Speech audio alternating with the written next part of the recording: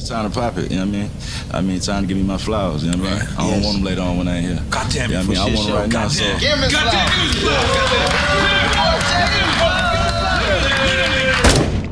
Rapper Takeoff, best known for being a member of the Grammy Award-winning group MIGOS, has died. In 2022, the world lost Takeoff, leading to the fact that we will never again hear the classic band MIGOS. In this video, we will tell you how MIGOS changed the culture. Me, myself, 1/3, Quavo. Turn it up, fuck it on, turn it up, pipe it up, live it up, give it up, give it up, type it up, write it up, hit him up, nigga can't fight it us, hit him up, bullet gon' split 1/3, Offset, what's happening? Raindrop, drop top, smoking, no cooking, the hot box, fucking on your bitch, yeah, that. 1/3, Takeoff in the bed, what it do? Cause codeine in mushrooms, sweep a nigga like I was a broom, sweet, I be going up like a balloon, chop a nigga with the.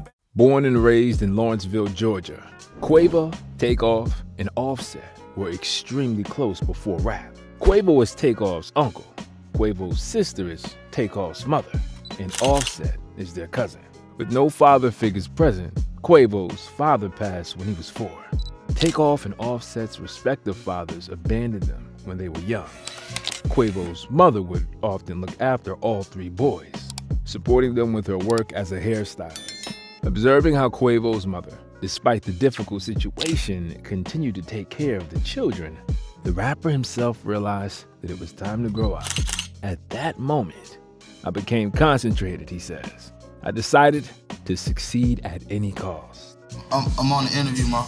Oh, man, I forgot we got Ma. this. That's gangster. Come on. We gangster. Calling my mom's right after this. Everything good? Jeez. Rap became a fixture for MIGOS early. Offset still remembers Quavo and Takeoff rapping before they'd reach double digits.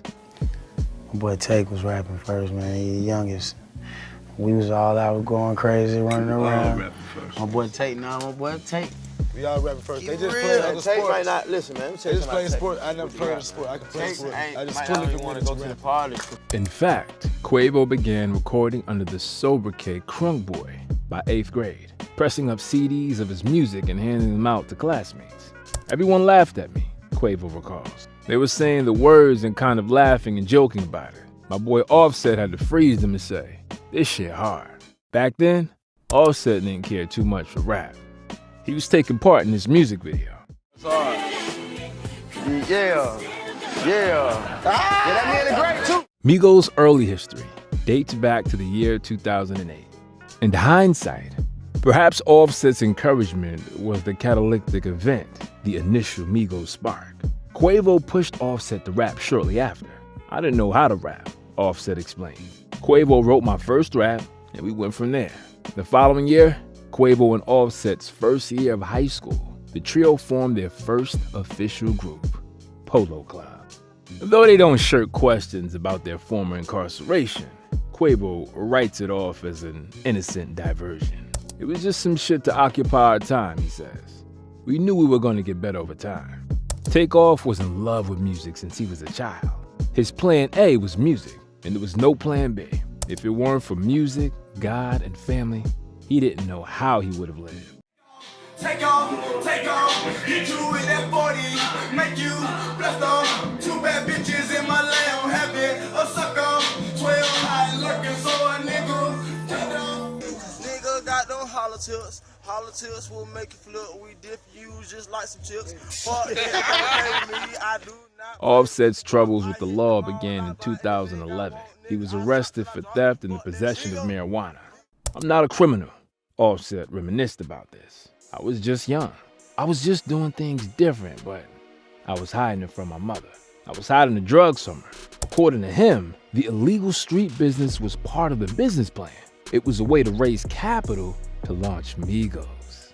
Around the release of their first mixtapes, Jug Season and No Label. Put a hard no pipit on them pots and pans. Niggas snitching fast, searching for them. Train red, choo-choo, train red, choo-choo. Gang your dog, pop bad like a big pop gone. In the kitchen with my Terminator on, I show love to the niggas. Don't act like you don't know where I am, bitch. Don't act like you don't know that. MIGOS began frequenting Atlanta clubs like Mansion Elon and Obsessions every weekend. buying DJs drinks and cajoling them into playing their latest material. Let's go back to the beginning. What you think was that moment when you were like, oh, mama coming out the hood. It's up. Yeah, Bando was the one I thought that, well, I knew that was gonna do it. Bad bitch, and she say her name Trina. Try how look like it got hit by Hurricane Katrina. Once No Label's Bando became a local hit, it caught the attention of well-known Atlanta producer and longtime Gucci Mane collaborator, Zaytoven. Quickly becoming one of Migos' most frequent collaborators, Zaytoven introduced the group to their manager, Kevin Coach K. Lee. Lee, who previously managed Jeezy and Gucci Mane, brims with enthusiasm when discussing the first time he saw Migos. As soon as I saw the video of Bando, I knew they were stars, Lee explains. I was like, this is going to be a game changer. He said that's him. One of the first rappers who noticed the talent of Migos was Gucci Mane, who started working with them. Riding down the street one day, just got a phone call. He seen us, you know what I'm saying? He seen us on YouTube and called Jarrell and linked up like that. At first, I ain't believe it. Childish Gambino was also delighted with the band. From another Atlanta native, Childish Gambino, about like 6 months before y'all really popped, he was like, yo, listen, in a year, Migos is gonna be out of here, trust me. And then it was only like 3 or 4 months later that it popped off. By the time Lee made his first trip to the Bando, Migos had already finished 2013's Billboard charting YRN. They were like, we're ready to put this out now. I was just like, nah, we have to set it up. Lee and his business partner, Pierre Thomas, CEO of Quality Control Music, promptly put together a localized guerrilla marketing plan surrounding the mixtape's release. It worked. Hannah Montana, I like Miley, in them tight, I like Versace. The track Versace became a breakthrough for the Migos group. The so-called triplet flow is used here, which has been used throughout the existence of hip-hop. Takeoff himself spoke about it. He said that such a flow was used by the legendary 3 6 Mafia in the 90s, as well as many other artists.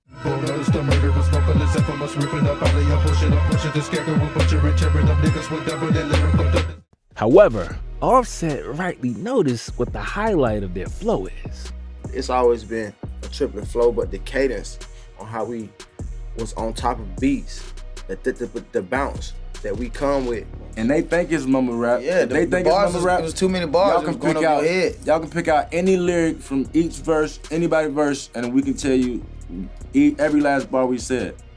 Just 2 days after the June 13th release of YRN, Migos performed at Atlanta's Hot 107.9 birthday bash. Drake, who served as surprise guest at the show, approached Migos and began rattling off his favorite songs from YRN. After expressing interest in working together, Drake added a verse to the Zaytoven's produced Versace. Released online June 22nd, the new version blew up immediately, garnering radio play not long after and spawning hordes of new Migos fans. Versace Medusa head on me like I'm Illuminati. This is a gated community, please get the Unfortunately, as Migos' buzz increased, the recently freed Offset was incarcerated, pleading guilty to a probation violation. The words "free Offset" punctuated all performances and interviews. Generally speaking, while Offset was behind bars, everyone from newcomers to rap stars such as Drake and Kanye West all attempted to copy their flow. bank account statement just look like I'm ready for early retirement. Fuck any nigga that's talking that. Loving the oh yeah, they saying the new day that nigga be spazzing. But when Ollie turn up and be Ollie, you can't never change that nigga. And there were so many of such flows to the extent that modern rap started to confuse Snoop Dogg. Rap the same style with the, I don't know who created it, if it was Future or Migos, but all them niggas sound the same.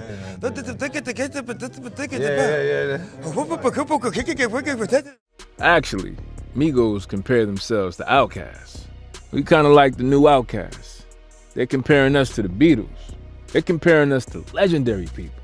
We didn't grow up listening to them, but we knew of these people. We just wanted to be in the same name bracket. The people we grew up watching and listening to, Outkast, Gucci Mane, Hot Boys, Lil Wayne, Master P, all that type stuff. We took those styles and made it our own, said Quavo.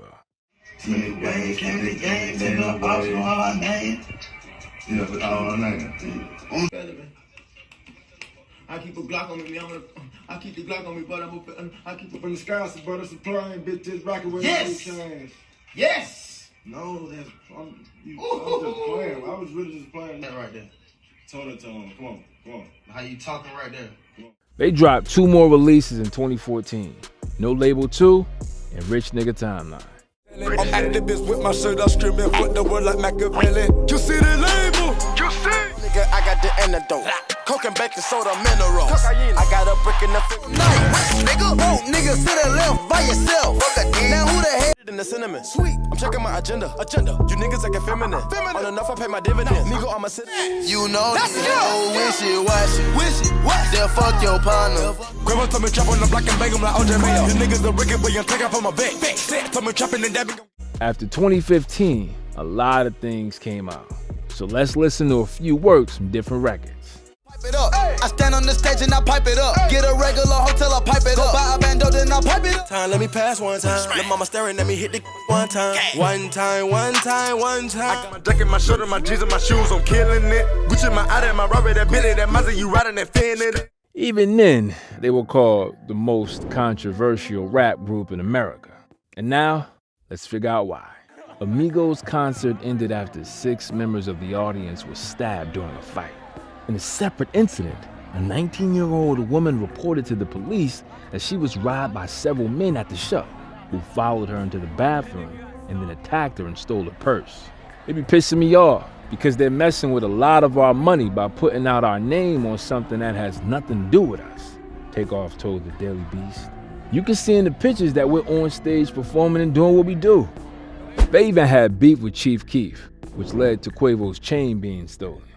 But shortly after, they reconciled and posted a photo together online. But the biggest enemy, and here we use the phrase biggest enemy very lightly, was Soulja Boy, who claimed to have Quavo's chain.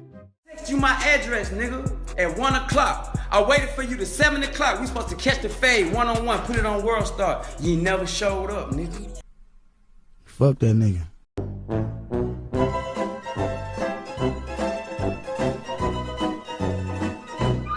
A little later, 2 MIGOS members were arrested and charged with the possession of Class 2 drugs and with the possession of a loaded firearm. According to TMZ, the Atlanta Trio's show at Georgia Southern University was interrupted by police busting the group's harbor of illegal weapons and drugs. Quavo and Offset were also charged with the misdemeanor, possession of marijuana, and Offset was additionally charged with possession of a weapon because he was carrying a weapon as a convicted felon. Quavo reacted on Twitter in a clear and understandable way. One time, Quavo and Takeoff were asked about the film Noisy Atlanta, in which we see guns and a lot of weed. Sort of, it's things like, it was a movie, so they put us in that house. I'll just say it was a movie. It was a movie, we acted it out. I don't understand. It was role playing, it wasn't. It seems to me that they're cunning. What do you think? Offset was in prison for some time, but he pleaded guilty and was released from jail. He explains his decision by the fact that the court case could have lasted much longer, so he made the difficult decision. In the same year of 2015, the track Look at My Dab was released. Look at my dab. Look at my dab. Bitch, look at my dab. Bitch, The guys became, if not the founders of the dance, then definitely one of those who introduced it to the mainstream and made a trend out of it. the money, I ain't never letting go. And I get hard with my baby. Cool. Dab. Let me see it one more time. In 2016, they released the second part of YRN. Spotlight, G-Code, Diamond, shot, gold, neck. See this tragic, toss a bitch up like a salad. Walk up in the mansion, I just made a money pallet. Trapping at the band, selling. The most fascinating part about their music recording process is its brevity. The group only gives each other 15 to 20 minutes to record a verse or a hook. If you can't do that, you're out. And them babies in one of the greatest. I had to level up, I was too patient. Back to the hood, we gon' back to the basics. Mama, we made it, my watch is too weighted. Thumbing through, checking on my fingers. When I take drugs, I go to the moon. Yeah, moon. Little spoiled bitch, 2,000 on shoes.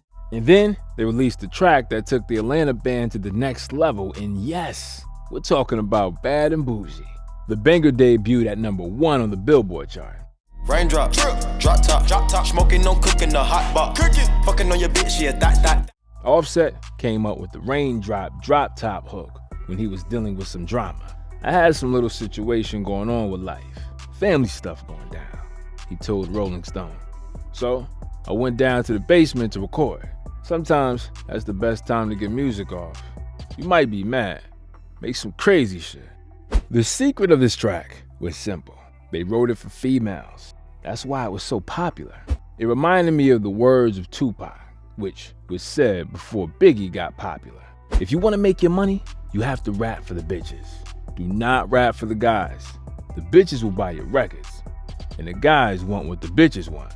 Also, many were confused why Takeoff wasn't in the track. I think it was that time that we was just trying to get something out. We was actually pissed off because we didn't have no music out. It was gonna be. Because Offset kind of brought that idea. I had to do my verse like on some quick, fast, in a rush shit. So it was just like everybody running to the song. On January 27, 2017, Culture 1 was released. The album appeared at #1 on the Billboard 200. Diamonds, yeah, they white on white. Taking chances, had to roll the dice. Send my shooters come and take your llama. Told me, not to sell word. Mama, 17, 5, same. Leg lock, key, I got unlock the box. What's in that box? Don't tell them they might show them. And just look at this stylish cover. The guy responsible for the work, Stolminov, is an Italian graphic designer. Here's what he had to say about this cover. The only guidelines Quavo gave me were about what I had to symbolize on the cover. We had to represent MIGOS' past, but also what they gave to hip-hop culture, Atlanta, and how they stepped up the rap game. Aesthetically, I had to complete authority on the work. I think culture is a very important step in MIGOS' career and musical production. We needed to represent this and make clear that they contributed a lot to the improvement of American rap and hip-hop culture. And now, back to Conflicts. Man, it's one of my favorite groups. I've been covering for so long. I'm glad they succeeded, man. Hey, man, you guys are nominated tonight. Have a good show. Wait. Joe Budden's a fucking legend. Academics is one of the biggest pussies I've ever seen in my entire life. Joe goes to shake their hand, and he extends his arm, and they were like synchronized swimmers. They all looked him in the face, looked at his, like, all three, and looked him right back in the face like, we're not shaking your hands. Fuck. So this is what happens already. Why would anybody want to interview Migos? I've never seen a good Migos interview in my entire life, ever. The carpet is loud as a motherfucker. Okay. We're talking into the mic so you could hear it in post, like you can hear it now. Okay. But I can't, this guy is the furthest away from me, which is unfortunately Takeoff. Right. I can't hear what the fuck he's saying. Say again? You say I'm left off Bad and Bougie? What'd you say? You say I'm left off Bad and Bougie? What the fuck he finna do? So he was hating, that's why. And so as he asking me the questions, I can't really hear him. I'm like on the last seat on the end. He talking low. I'm like, yo, what you say? About the second time. That's the guy who runs the whole label. The quality control? Yeah. That's the guy at the sock counter. So he's like, wait, don't tell me we just told you some shit. Man, they ain't not about the coaching. If a nigga hatin', call him Joe Budden. Pussy! There was also conflict with XXXTentacion, who accused Drake of plagiarism, and Offset came to Drizzy's defense and said, You niggas is silly, you know what I'm saying, on live, nigga. Y'all niggas is silly. How you ain't heard of it? Nigga told you stole it, swag. You ain't even heard you, Sean. Later, X himself criticized Offset for accusing Lil Uzi Vert and Psy Baby of wearing a chain with an inverted cross. Hey man, tell this pussy nigga Offset to get off a nigga dick, man. You don't know your nigga dick for him, man. In November 2017, XXXTentacion got hit on the head by Migos, and then went on Instagram and said, Nigga, I got jumped in LA by some pussy ass niggas, and they jumped me, nigga. Nobody gave me the faith of a one-on-one, nigga. Nobody gave me the respect of a one-on-one, and I painted that nigga when he was on the ground. XXXTentacion posted various memes of Migos on his account. For example, on his avatar, there was a rocket taking off with the head of Takeoff. But as it turned out a day later, XXXTentacion just got them mixed up with the other attackers. That's it. We're done with the conflicts, and we return to music. I can't help but notice the joint album of 21 Savage and Offset, which was produced by Metro Boomin, called Without Warning. The album debuted at 4th place on the Billboard 200. Automatics, in the trunk, shoot the maggots, shoot the mag. Ric Flair drip, go woo on a bitch. 5790, spent the coupe on my wrist. Woo, woo, woo, woo, woo. And Quavo, in turn, released an album with Travis Scott, Huncho Jack Huncho. The album debuted at number 3. Half a bell in that vacuum clean. Abu Dhabi on them jets, we gonna slide today. She drowned and swim in the ace. Mob ties, no lace. Put in your. And January 26, 2018, Culture 2 was released, which was recorded in the jungle. Naturally, the album took 1st place on the Billboard 200 chart. But what makes this release interesting is the number of tracks. With 24 songs, this is the longest Culture in terms of duration. Walk it like I talk it, walk it like I talk it, walk it like I talk it. Rapping like the narco, got dope like Pablo, cut throat like Pablo. Motorsport, put that thing in sports, shout it bad, pop a like a. For Takeoff be rapping, he even confused Nicki Minaj because Nicki said she didn't realize you was rapping about her on Motorsport. Cap. Now with the album, are you paying attention to what people are saying about it? After the drop of the album, they went solo for a while. Each of the rappers announced their own releases. The first to release was Quavo, the album called Quavo Huncho. What surprised me about this release was that Madonna made an appearance.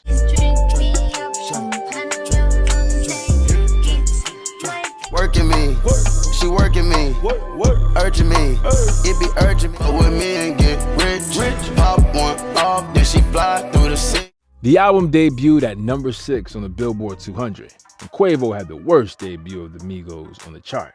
Quavo admitted in a 2020 interview that he felt that he could have produced a better album. I tried to club too much on my album, and I didn't give them nothing personal. If I would have went a little personal, I think my album would have been a little bit better. Takeoff, can we get a solo album? Let's get a solo album. What do you think about that? I need that voice. We having these racks, man. We having this shit for the long. Just make an album just called Racks. Yeah, just make an album called Racks for me, yo. Just for me, man. I'm gonna make some just called Racks. Racks, how much you drop up in Balenciaga? The next album came from Takeoff, and it was called The Last Rocket, which debuted at number 4. Nigga, we gon' all lose. Told her bring your best friend. I'ma fuck on y'all with the kid. Copy. Got to. Pull up with a stick. Stop it. Rich nigga shit. Silent. Bad bitch. Small waist. Pretty face. Having my way. Having. She let me. And then came Offset's album, Father of 4.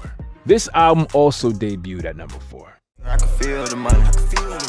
I got some young niggas pull on the ops and they kill for money. I'm a maniac, go crazy for the cash.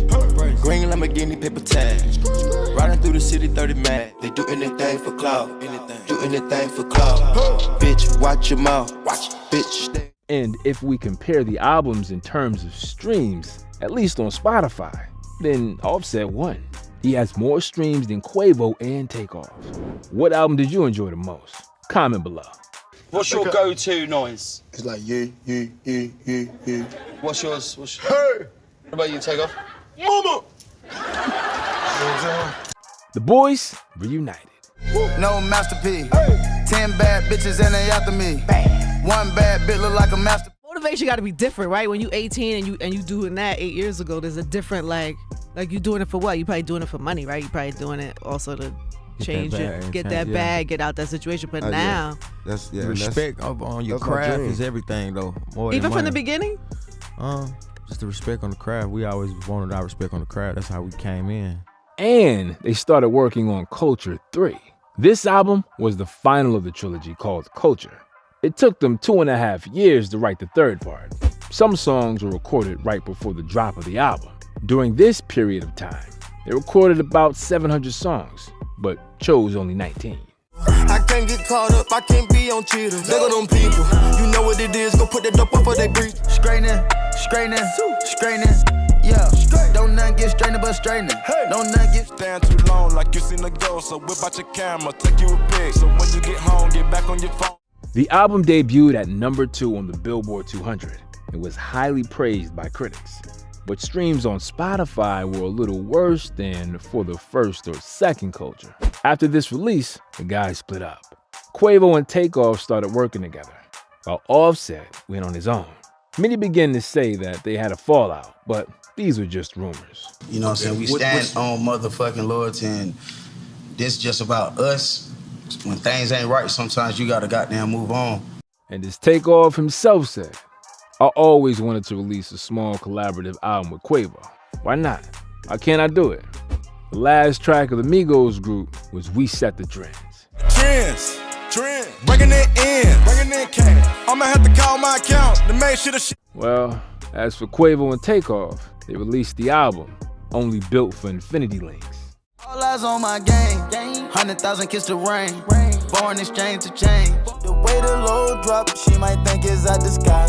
I'm standing on business and she's standing on. Hop off a 16 passenger, this a G5, no, this not a Challenger. Big one, I keep some members with me. Hotel Lobby became the main track of the album, and after their charismatic live session, people on TikTok started making various parodies. On the 1st of November 2022, Takeoff was shot and killed. According to an affidavit viewed by New York Times reporter Joe Coscarelli, Quavo was involved in a lucrative dice game outside Houston's 810 Billboards and bowling alley, and then got into an argument after losing money to a pair of individuals. A man identified as Willie Bland then got involved in a physical confrontation in defense of Quavo and ended up striking one of the opposing individuals per video surveillance footage. 2 people then exchanged gunfire, one of which has been confirmed to be Bland. Patrick Xavier Clark, reportedly known as DJ Pat in H-Town, was apprehended on the city's east side on December 2nd and charged with the murder of Takeoff, which took place outside 810 Billards and Bowling Alley in Houston. Per the affidavit, Clark was the only other person seen discharging a weapon. He then fled on foot to the nearby House of Blues and while shooting also had a bottle of wine in his other hand. Police noticed that he brought the wine bottle with him to HOB and left it in the parking lot where authorities tested his fingerprints and connected Clark to Takeoff's murder. HPD Sergeant Michael Burrow added, "I can tell you Takeoff was not involved in playing the dice game. He was not involved in the argument that happened outside. He was not armed. He was an innocent bystander." What is remarkable is that Patrick Xavier Clark applied for an expedited passport, Fox 5 Atlanta reports. He allegedly presented a Mexico-bound itinerary to justify the rushed request. They also arrested Lil Cam, whose real name is Cameron Johnson. He was taken into custody in Houston, Texas on November 22nd and charged with felony unlawful carry of a weapon. It was revealed in court that surveillance video and an anonymous witness who told the police that Joshua had a firearm helped police tie the man to the shooting scene. Offset and Quavo are naturally dealing with this loss with great sadness and grief. This video, captured by fans on Offset's camera, was uploaded a couple of hours after Takeoff's death. You always with me, and we did everything together. Since we was kids, you been by my side, looking up at me with them eyes, same eyes you got as my sister. Changed the culture of music forever. You did that, Tate. You changed that flow. That flow came from Tate, the originator. The originator of that flow. It changed the music business. Waiting on me to make the next move, then you followed up right behind me. You always made sure I did it first, so you can do it right with me. You never competed with me. We was always on the same team because you hated playing against me because I always played too hard or too rough. Just give us some strength, the family, everybody, give us some strength. I don't want to question you, God, but I just don't. I don't get it. I don't get you sometimes. And I believe in you, Father.